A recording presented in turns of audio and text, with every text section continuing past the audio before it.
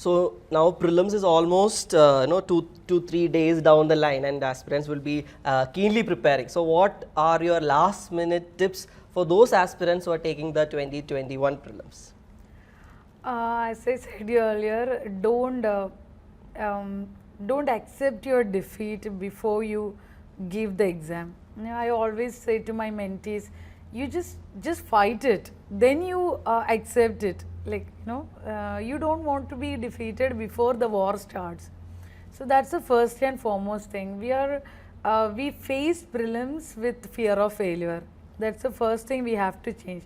Anyway, it is 100 questions, fresh new questions, 2 hours.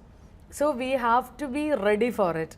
Making up our mind for facing one of the most toughest exam in the world.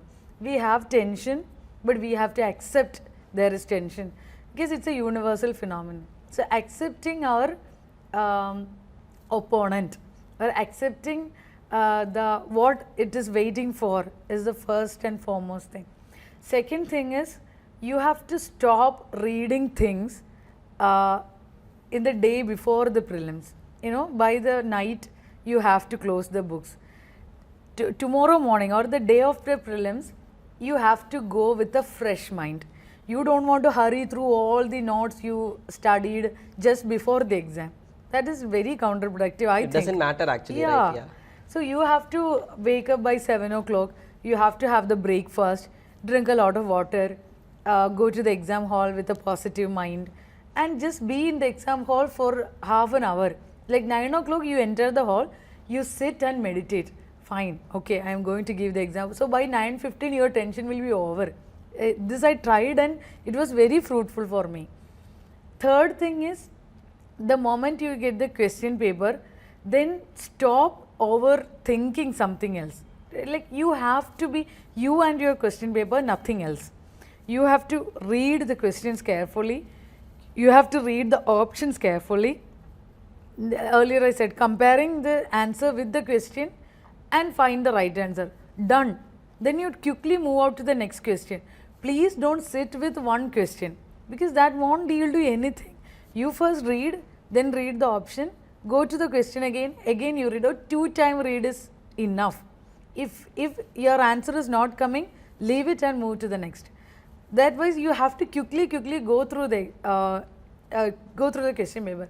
I had a friend who used to do only 60 questions because by 2 hours she didn't even read the rest of 40 questions. That's a huge mistake we are doing. Sometimes the questions we know will be the other question. Yes. So there is no concrete rule that you have to do the first question, then move to the next. There is no rule like that. Maybe the first 10 questions might be from art and culture, which would be extremely difficult. Yeah. So maybe the last 30 questions would be very easy. Yeah, you can do question paper from anywhere.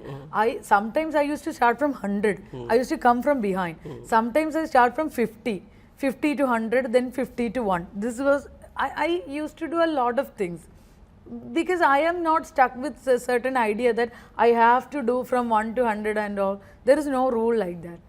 Another important thing is, there are clues, as we discussed earlier. There are clues inside the question paper. So if you consciously go and find out the clues, maybe they won't be there, but there are clues in question paper and you have to be prepared for it.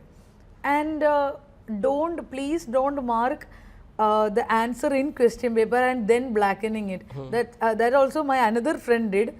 That she used to mark every answer in the question paper, thinking that she will blacken it after doing the 100 questions. It's the biggest mistake we are doing. So whenever you are sure about a question, sure about an answer A, B, C or D, you quickly mark it because we may not have the luxury to come back and again blacken it. And another thing is, like, most of the times aspirant expect current affair question, geography question, history, environment. Like, we studied it in that way. So we expect that in the question paper also we will be having question from history. We will be having question from modern India or something like that. No, there is nothing like that. Sometimes UPSC may mix geography and environment.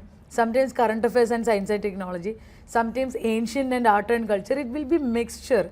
So we can't compartmentalize questions into polity, economy, geography, etc. So we should be very ready for mixture of questions. You might be remembering, right? There was in 2018, I think, economy and environment, they clubbed it together and they asked I think 2017 or 18. 3 to 4 questions, they clubbed economics and environment. So that was like really startling, but we should be ready for it. As in the Norse mythology, there was a king, Odin. King Odin used to advise King Thor that a wise king should be always ready for a war. It should be always, should not seek war, but always ready for it. Okay. So UPSC aspirants should be always ready for the unexpected. Be prepared for the worst. Yes. Just one more point I want to ask is about CSAT. You failed 2019 CSAT, you bounced back and cleared 2020 CSAT. 2020 CSAT was difficult as compared to 2019. Still you cleared it on with a good margin. So you told you took classes from Shankar. So what is your advice to those aspirants who find CSAT as a difficult paper? A CSAT is a particular paper where we can choose the questions. For example, as a person, I am not comfortable with mathematics. I understood my weakness, because okay, maths is my difficult area. So rather than concentrating more on maths, I should concentrate more on comprehension, which is my strong area, and reasoning. Comprehension is a strong area for me because I used to read newspaper. So reading an article, comprehending it made me a better person to read comprehension questions.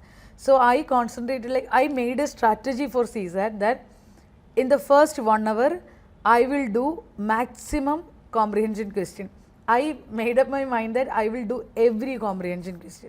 So I did that, and after the next 1 hour, I will do reasoning and maths, which is comfortable for me. For example, cube, average, age questions, which are easier for me. But for some other aspirants, I have a friend, his comfortable area was mathematics. So first, what he does is, he first went through all the maths because that is his strong area. So CSAT is all about finding your strength and weakness. If you are strong in reasoning, do reasoning questions first. If you are good in English comprehension, do it first. So anyway, you have to do maximum 40 questions. That only we can do, I think. 40 to, I think, 50 questions max. That's a thing we can do in CSAT. So find your strong areas. So anyhow, all the best, very best to those aspirants who are taking prelims, Yeah, right? yeah, all the best.